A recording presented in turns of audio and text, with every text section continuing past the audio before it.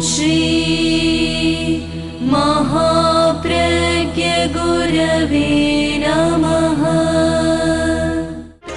जिसके सांसों में रहता है शाश्वत शांति का स्पंदन, उस महाप्रज्ञ को वंदन, उस महाप्रज्ञ को वंदन।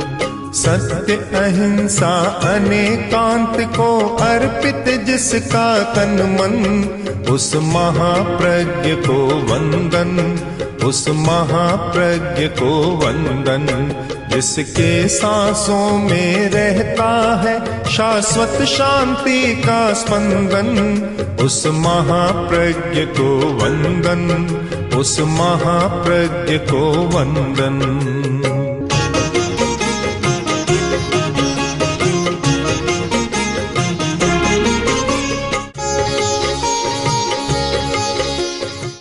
अहिंसा का एक पक्ष है नैतिक मूल्य, नैतिकता।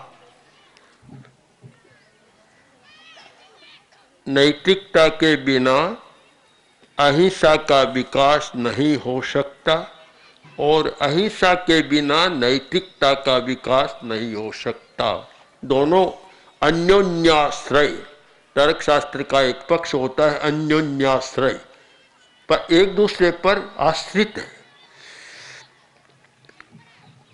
एक प्रश्न बार बार उभर कर आता है कि वर्तमान में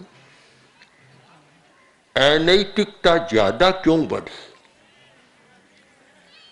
पैसे का लोभ तो पहले भी था, स्वार्थ पहले भी था, बड़प्पन की भावना पहले भी थी, महत्वाकांक्षा भी पहले भी थी। अनैतिकता को बढ़ाने वाले ये सारे कारण समाज में, व्यक्ति में पहले भी विद्यमान थे, फिर भी अनैतिकता का ग्राफ इतना ऊंचा नहीं था। इसका कारण क्या है? जब कारण पर चिंतन करता हूं तो लगता है कि तत्व विद्या का अभाव, दार्शनिक चिंतन का अभाव अनैतिकता को बढ़ाने में बहुत महत्वपूर्ण भाग अदा कर रहा है।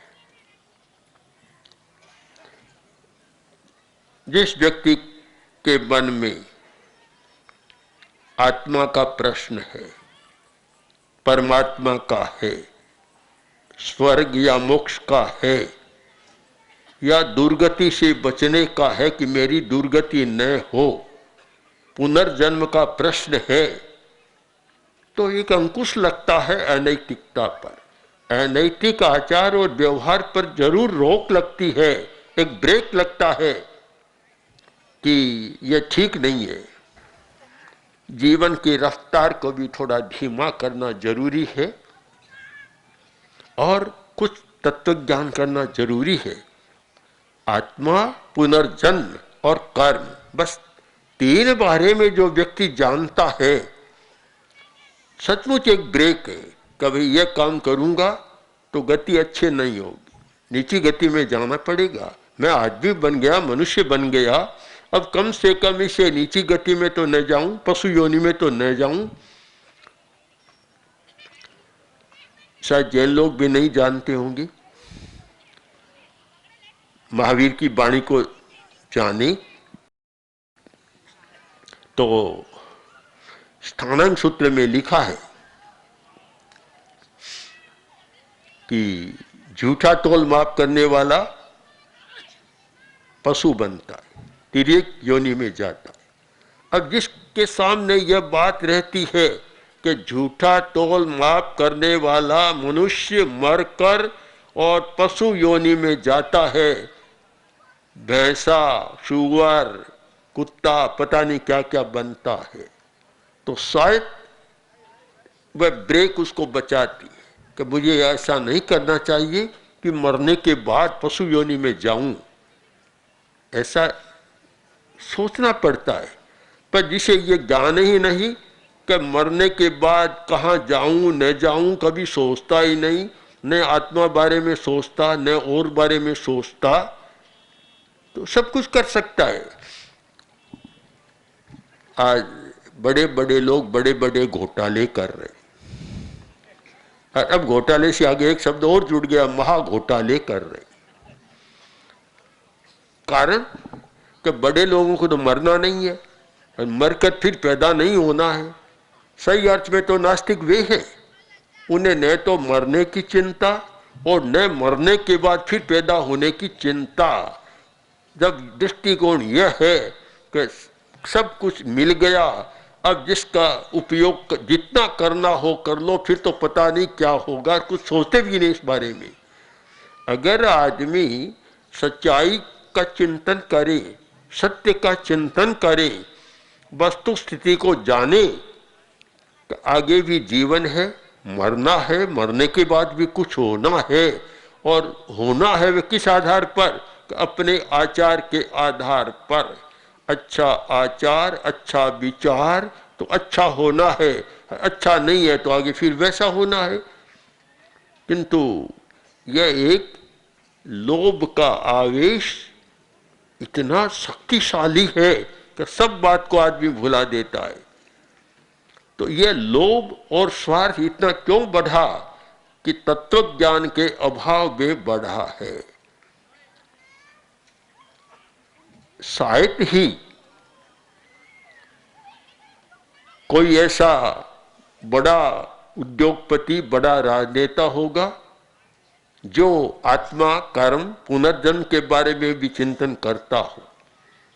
मैं आक्षेप तो नहीं करना चाहता और किसी पर कोई दोषारोपण भी नहीं करना चाहता, पर लगता है कि अगर 100 राजनेताओं को, 100 बड़े उद्योगपतियों को और 100 बड़े व्यापारियों को जो घोटालों में लिप्त होते हैं, ऐसे लोगों को खड़ा करे और उन्हें पूछा जाए, कभी आत्मा के बारे में सोचते हो? कभी पुनर्जन्म के बारे में सोचते हो? मरने के बाद क्या होना इस बारे में कभी सोचते हो? तो शायद सकार में उत्तर कम मिलेगा। बस एक ही सोचते हैं कि गंगा घर आई, हाथ धोई ले तो धोई ले। अब गंगा स्वयं घर में आ गई, सब कुछ शक्ति घर में आ गई, अब तो हाथ धोना नहीं धोने, तो लोग कहते मूर्ख आदमी है। फिर यह भ्रष्टाचार क्यों न बढ़े? नैतिकता का विकास फिर कैसे हो? एक बड़ा प्रश्न है। आखिर नैतिकता का कोई आधार होना चाहिए। नैतिक क्यों बने? आदमी अनैतिकता क्यों नहीं करे? क्यों नहीं करे? अनैतिक आचरण से एक दिन में 10 लाख की पैदा हो सकती है, और बड़ा घोटाला हो तो 10 करोड़ की पैदा हो सकती है। तो फिर अनैतिकता क्यों नहीं करे? और नैतिकता करने वाले को कभी इतना होता नहीं है, तो फिर नैतिक आदमी क्यों बने? एक बड़ा प्रश्न है।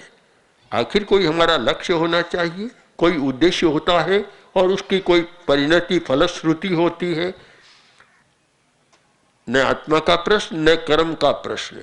यह भी नहीं कि बुरा कर्म है, करूंगा तो मुझे भुगतना पड़ेगा, यह भी नहीं है। कौन सा आधार बनता? इतना हो वर्तमान में कभी समाज की व्यवस्था अच्छी रहे, यह कोई बहुत आकर्षक आधार नहीं है। सब लोग समाज की व्यवस्था के प्रति इतने जागरूक नहीं है और आकर्षण भी नहीं है। अगर सबसे अधिक अनैतिकता की रोक का और नैतिकता के विकास का कोई शक्तिशाली आधार बनता है, तो वह है आत्मा का दर्शन, कर्म का दर्शन और पुनर्जन्म का दर्शन। धार्मिक लोग भी आत्मा के बारे में बहुत कम चिंतन करते हैं, कर्म के बारे में बहुत कम चिंतन करते हैं, और पुनर्जन्म के बारे में बहुत ज्ञान कम रखते हैं। इसीलिए धार्मिक आदमी को भी अनैतिक व्यवहार करने में संकोच नहीं होता, हाथ पीछे नहीं जाता। ऐसे बहुत बड़े लोगों को देखा कि जो सुख का जीवन नहीं जीते, शांति का जीवन नहीं जीते। एक किसी बड़े उद्योगपति घर में आचार्य तुलसी ठहरे हुए थे। एक दिन आचार्य वर ने उनसे कहा कि आप भोजन करते हैं, तो चारों तरफ से घंटियां बजती रहती है। आजकल तो वह जेब में भी रहता है फोन, पहले पास में घंटियां बजती रहती थी। तो बोला महाराज भोजन करता कौन है? एक छोटा सा लूखा फाफरा खाता हूं बस, और खा ही नहीं सकता, क्योंकि पाचन तंत्र भी लोभ से खराब हो जाता है, बिगड़ जाता है, स्वास्थ्य अच्छा नहीं रहता, पाचन तंत्र भी कमजोर हो जाता है, हार्ट भी कमजोर हो जाता है। खाता कौन है? इतना सा खाता हूं। और फिर मुड़कर बोले देखिए महाराज आचार्य जी, वह नीचे मेरा ड्राइवर सो रहा है, घर का मालिक तो वह है, मैं तो इतनी छोटी रोटी खाता हूं, 10 रोटियां खा जाता, तो मालिक तो घर का वह हो गया, मैं तो नौकर जैसा हो गया कि मुझे कम मिलता है, उसको इतना ज्यादा मिलता है।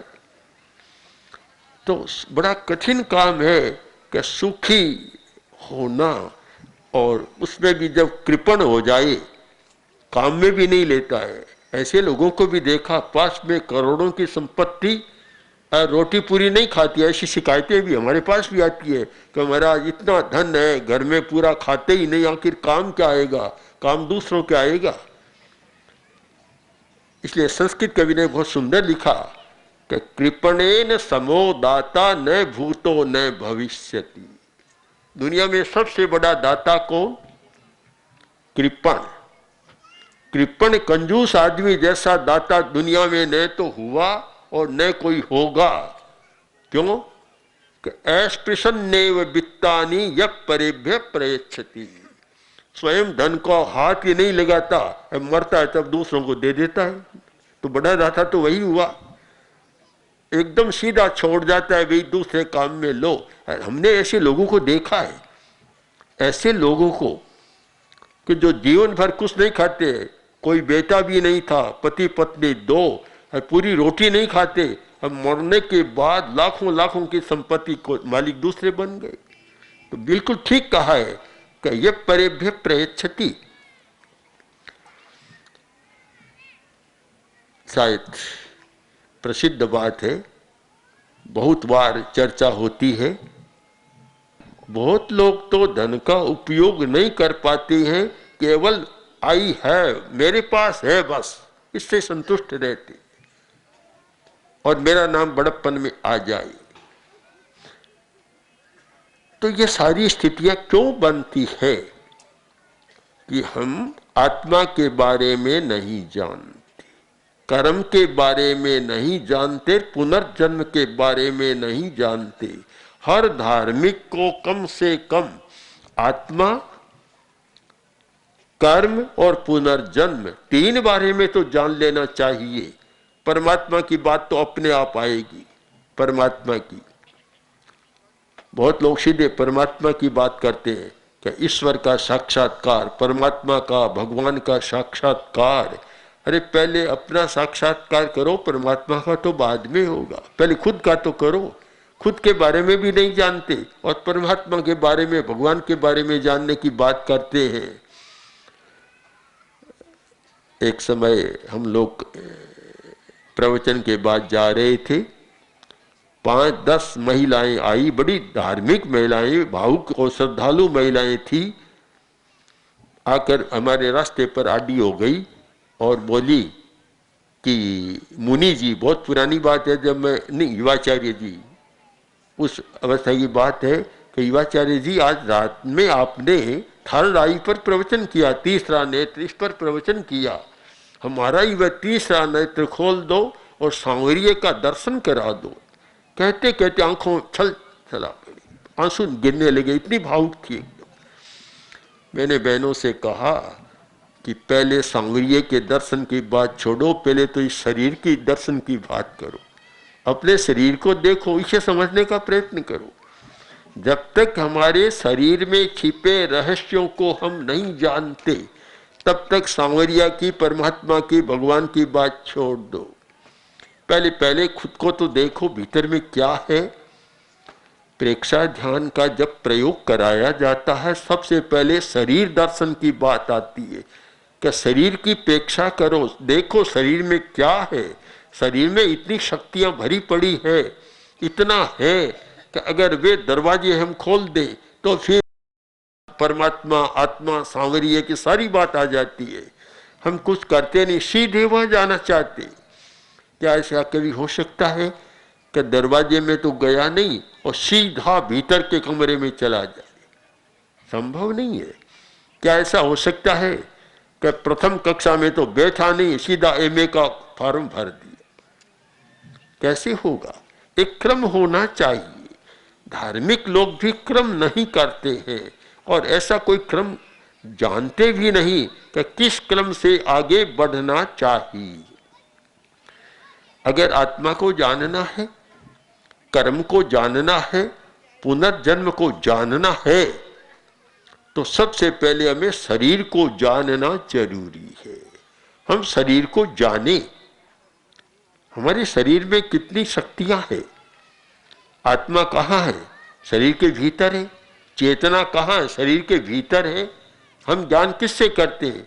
इस शरीर के माध्यम से करते हैं। हमारी इंद्रियां भी शरीर में है, मन भी शरीर में है, हमारी भावनाएं भी शरीर में है।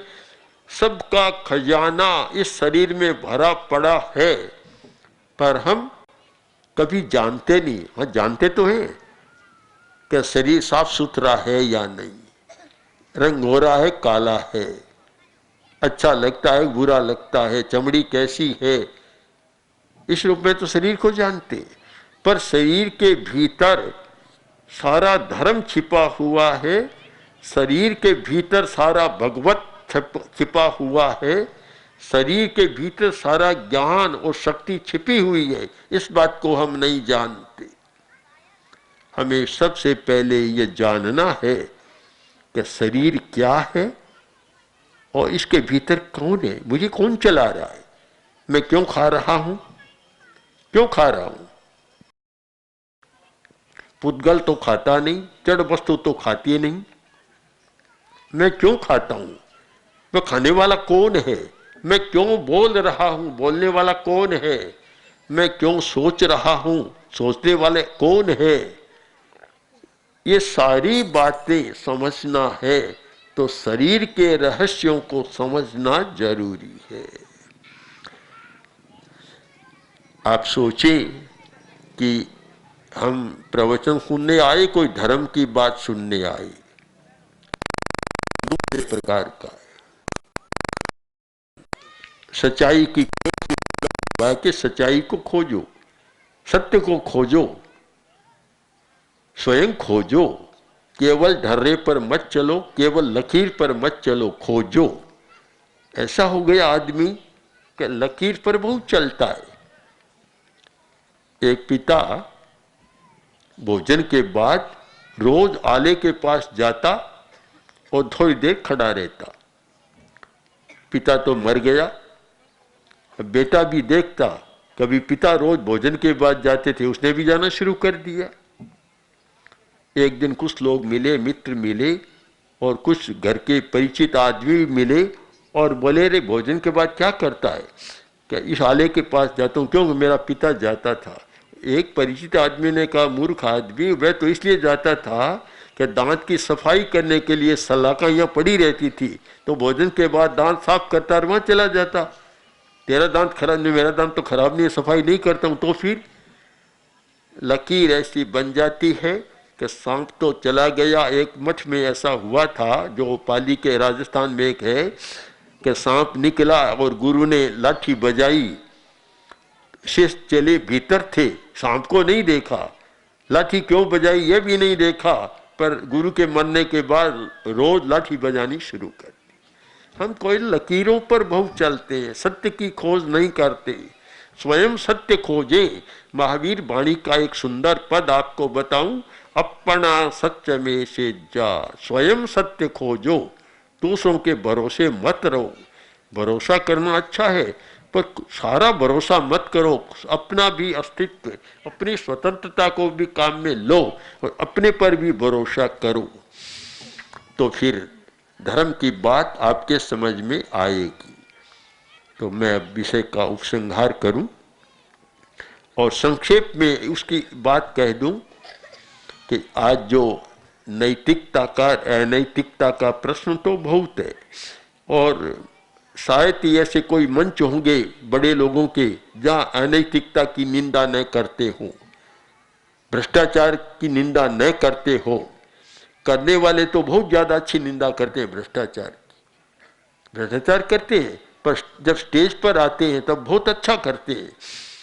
दिल्ली में एक भाई जो बड़ा व्यापारी है, बड़ा धनी आदमी है, मैंने एक दिन उनसे पूछा कि तुम्हारे वहाँ एक व्यक्ति आते थे जो धर्म प्रवचन या कथा कुछ भी करने वाले, तुम भी जाते थे, आजकल गए नहीं इन दिनों में? बोला अब मैं नहीं जाता। क्यों?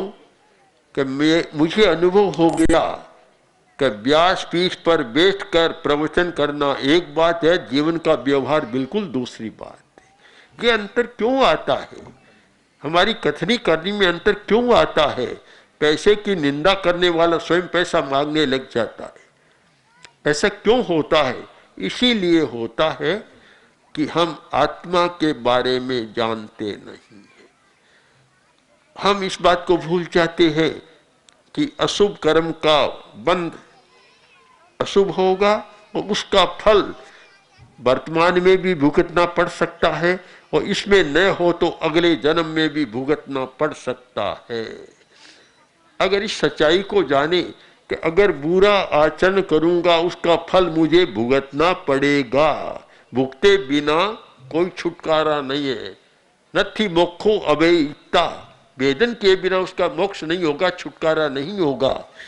इस सच्चाई को अगर जानता हो अच्छी तरह तो अनैतिकता से बच सकता है। तो मैं तो इस बात पर बल देता हूँ, देना चाहता हूँ, और हमारी अनुव्रत के कार्यकर्ताओं को भी कहता हूँ कि पहले ये मत बताओ कि तुम हिंसा मत करो, पहले ये बताओ कि हिंसा करने का परिणाम क्या होता है, दर्शन को समझाओ। जब सम्यक दर्शन होगा तो फिर सम्यक आचार, सम्यक चारित्र का विकास होगा। उमा स्वाति ने कितना सुंदर कहा है तत्वार्थ सूत्र में कि सम्यक दर्शन ज्ञान चारित्राणि मोक्ष मार्गे। मोक्ष का मार्ग क्या है? सम्यक दर्शन, फिर सम्यक ज्ञान, और फिर सम्यक आचार चारित्र होगा। हम लोग क्या करते हैं? सम्यक दर्शन तो करते नहीं, सीधा सम्यक आचार करना चाहते। आज की सबसे बड़ी समस्या है यह, और इसीलिए अनैतिकता घट नहीं रही है, बढ़ रही है, क्योंकि हमारा दृष्टिकोण सही नहीं है। तो हमारी प्रक्रिया यह होनी चाहिए कि पहले सम्यक दर्शन, फिर सम्यक ज्ञान उसके साथ, और फिर होगा सम्यक चारित्र। यह क्रम होना चाहिए। अगर मोक्ष का मार्ग में बदल दूं आज के संदर्भ में, मोक्ष मार्ग की जगह आप मान ले जीवन की समस्याओं से मुक्ति पाने का, छुटकारा पाने का मार्ग, तो भी यही मार्ग है। अगर आप जीवन की समस्याओं से छुटकारा पाना चाहते हैं तो पहले दृष्टिकोण को सही करें, सकारात्मक करें, यथार्थवादी करें, सत्यपरक करें, तो आपका ज्ञान सही होगा और फिर आपका आचार व्यवहार भी सही होगा। इसलिए अनैतिकता और नैतिकता के प्रश्न पर विचार करते समय हमें इन तत्व विद्या और दर्शन के जो विषय हैं उनकी उपेक्षा नहीं करनी चाहिए। अगर उनकी उपेक्षा करते रहें तो कभी अनैतिकता का ह्रास नहीं होगा। इसलिए सबसे पहले हम दृष्टिकोण पर विचार करें और दृष्टिकोण को सही बनाएं और सम्यक दर्शन के प्रक्रिया के द्वारा अनैतिकता को कम करने का प्रयत्न करें, तो शायद हम ज्यादा सफल हो सकते हैं। ओम श्री महाप्रज्ञ गुरवे नमः। ओम श्री महाप्रज्ञ गुरवे